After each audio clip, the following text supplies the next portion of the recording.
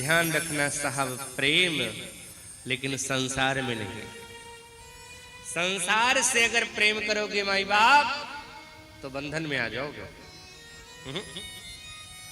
प्रेम संसार से बिल्कुल नहीं करना है। अगर प्रेम करना है तो वासुदेव से करना है। अपने जीवन की भक्ति में, अपने जीवन की भक्ति का गठबंधन वासुदेव से करवा दो। प्रेम अगर वासुदेव से हो गया साहब तो तुम्हारी गृहस्थी संवर जाएगी और तुम्हारे घर में ज्ञान और वैराग्य रूपी पुत्र उत्पन्न हो, तुम्हारा गोविंद से हो जाएगा। भागवतकार क्या कहते हैं? हमने साधना करी, व्रत किया, अनुष्ठान किया, खूब तीर्थ यात्रा करी, खूब एकादशी किया, लेकिन नोत्पाद्येद यदि रति तो श्रम एव हि केवलम। अगर रति माने प्रेम उत्पन्न नहीं हुआ भगवान के प्रति तो सिर्फ पसीना ही बहाया। आज हमने क्या किया? भगवान को साधन बना लिया है दुनिया के वस्तुओं को पाने के लिए। सच्ची सच्ची बताना, ईमानदारी से बताना, क्या भगवान की पूजा, भगवान का भजन भगवान के लिए करते हो?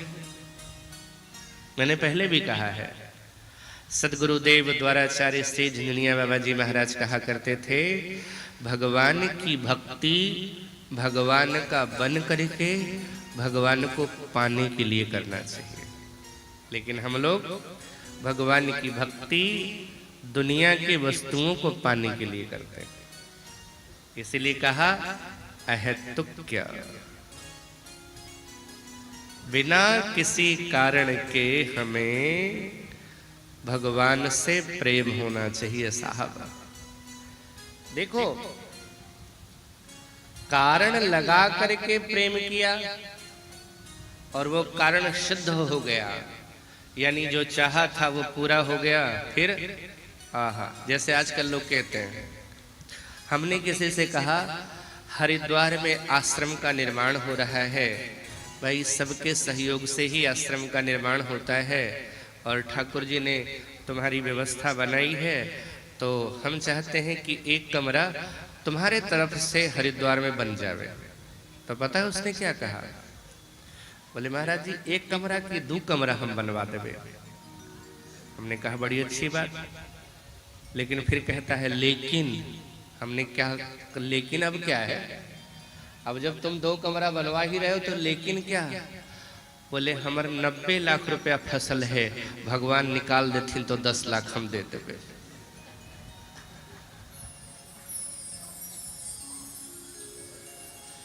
कारण लगा दिया। इसका मतलब है कि हम घूस दे रहे हैं साहब। भगवान कोई वो दबंग हो गए हैं क्या? भगवान कोई क्या कहते हैं, क्रिमिनल हो गए हैं क्या, जो तेरा पैसा फंसा हुआ है तो उससे निकाल के ला करके दे देंगे और उसके बदले में तुम 10 लाख रुपया दे दोगे उसको?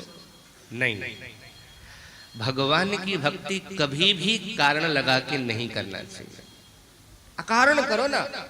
अरे साहब, वो अगर अकारण करुणा वरुणालय है, हम उसको क्या कहते हैं? अकारण करुणा करता है। वो बिना कारण के वो करुणा करता है। जब वो बिना कारण के करुणा करता है, अगर वो कारण देखने लगेगा ना तो हमारी स्थिति नहीं है कि हम उसके कृपा के लायक हों।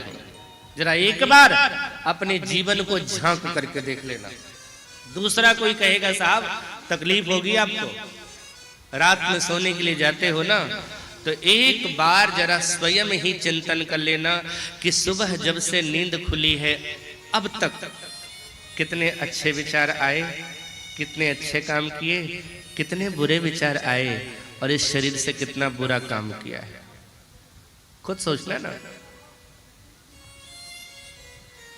90% क्या साहब, 99% बुराई नजर आएगी अगर चिंतन करोगे ढंग से। तो जब एक दिन में इतनी बुराई है तो सोच लेना पूरे जीवन में कितनी बुराई है और उससे कुछ छुपा हुआ है। वो अगर देख लेगा ना, और देख लिया, उसने ध्यान देना शुरू कर दिया, हम तो कहीं के रहेंगे ही नहीं।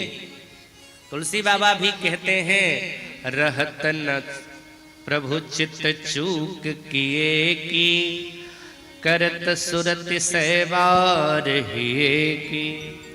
जो भगवान का भक्त हो जाता है, भगवान के चरण में जुड़ जाता है, भगवान कभी उसके अपराध को देखते ही नहीं। अनर्थ मत कर लेना।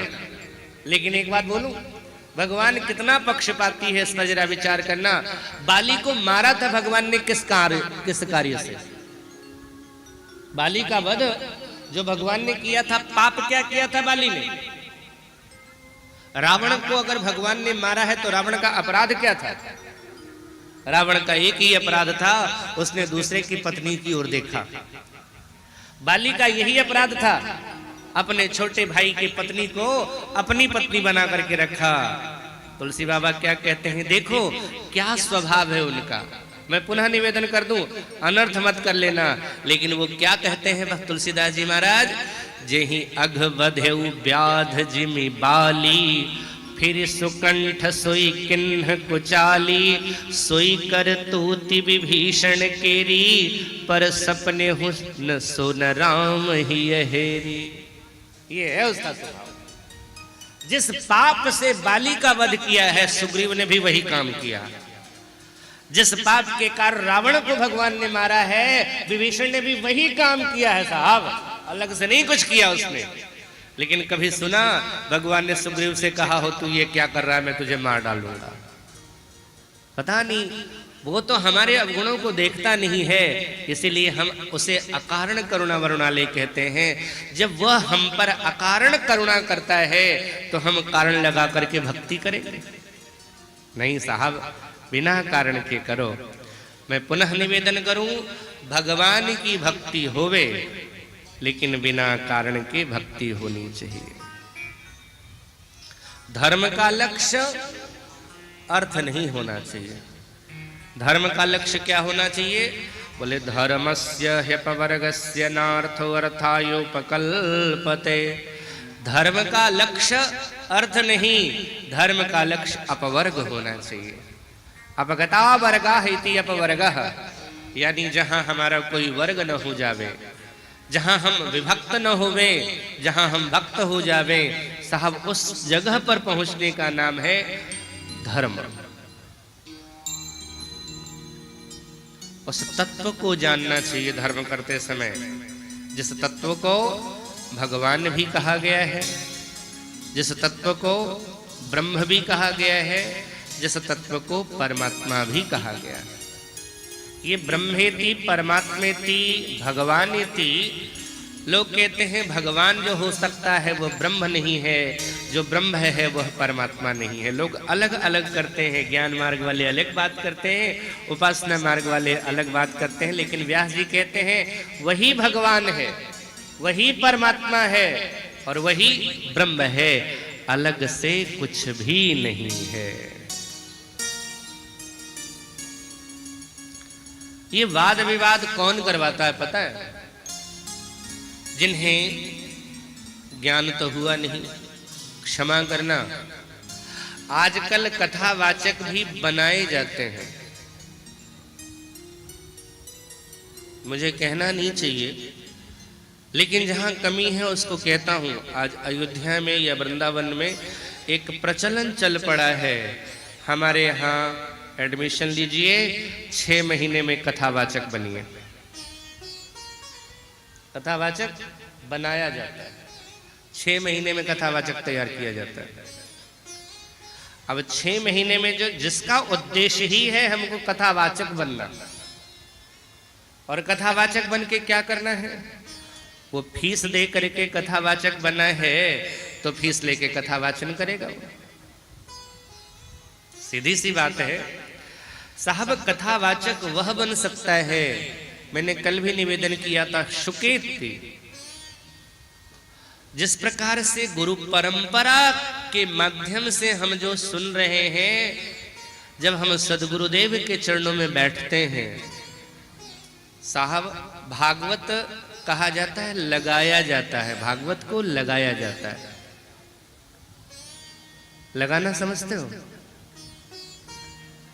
आप लोग तो कहते हो ना अपने घर में भी, क्या करें? बोले गाय लगा रहे हैं। गाय लगा रहे हैं, यानी उसका सार निकालना होता है, भागवत का सार निकालना होता है। सदगुरुदेव के चरणों में बैठते हैं और गुरु जी जब हमें राम कथा सुनाते हैं, राम कथा पढ़ाते हैं, उसके एक एक शब्द को बतलाते हैं, उसकी एक एक व्याख्या। आपने कभी महाराज श्री जगत गुरु द्वाराचार्य श्री झुलनिया बाबा जी महाराज के द्वारा लिखित विराट टीका पढ़ी है? नहीं पढ़ी ना? पढ़ना कभी, अगर आप लोगों के पास कहीं है इधर उधर तो कभी पढ़ करके देखना। एक एक चौपाई, एक एक अक्षर के अनेक अनेक अर्थ बताए गए हैं। तो जब हम भागवत के श्लोकों के अर्थों को सही से समझते हैं, रामायण की चौपाइयों का सही अर्थ लगाते हैं ना, तब कहीं जा करके धर्म का उपदेश देने की बारी आती है। कथावाचक नहीं बनना है, बल्कि संसार में लोगों के हृदय में जो विकार है, जो वासनाएं भरी हुई हैं, जो हिंसा की प्रवृत्ति भरी हुई है, उनको उनके हृदय से निकाल करके भगवान के प्रति प्रेम की स्थापना करनी है। इसलिए एक महात्मा कहते हैं कि सनातनी पुरुषों से कथा सुनो तभी सही दिशा प्राप्त होगी, अन्यथा दिशा से भटक जाओगे। कथा भी सुनोगे ना तो दिशा से भटक जाओगे, क्योंकि वो कथावाचक बन करके आए हैं। कथावाचक वो 6 महीने में बन करके आए हैं, इसलिए दिशा भ्रमित हो सकता है उनसे। इसलिए कभी चक्कर में मत पड़ना कि ब्रह्म अलग है, भगवान अलग है, परमात्मा अलग है। ज्ञानियों का ब्रह्म भी वही है, भक्तों का भगवान भी वही है, और योगियों का परमात्मा भी वही है। चाहे वो योग मार्ग का हो, चाहे वो ज्ञान मार्ग का हो, चाहे वो भक्ति मार्ग का हो, मार्ग वाले अलग अलग नाम से उसको पुकारते हैं, लेकिन साहब वही है, वो अलग नहीं है। पूछा था प्रश्न